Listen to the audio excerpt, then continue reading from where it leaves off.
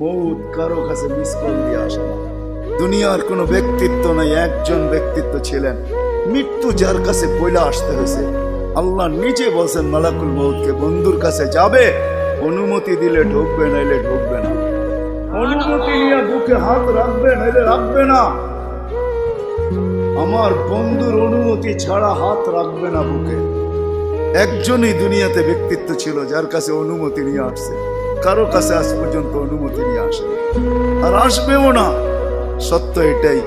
এই জন্য আসেন, ওই জান্নাত, এটাই আমাদের ছোট জীবনটার উদ্দেশ্য। এই জন্যই আল্লাহ ডেলি ডাকে, 5 বেলা ডাকে, গ্যারান্টি দিয়া ডাকে, সিল লাগা ডাকে। ইদা সালুহা সালুহা সাইরুল আমাল। 5 ওয়াক্ত নামাজ যদি এই উম্মত কমপ্লিট করে দেখাইতে পারে, আল্লাহ আমাদের নবীজির সাথে ওয়াদা করছেন, আমিও আপনার উম্মতের জীবনকে কমপ্লিট করে দেখাই।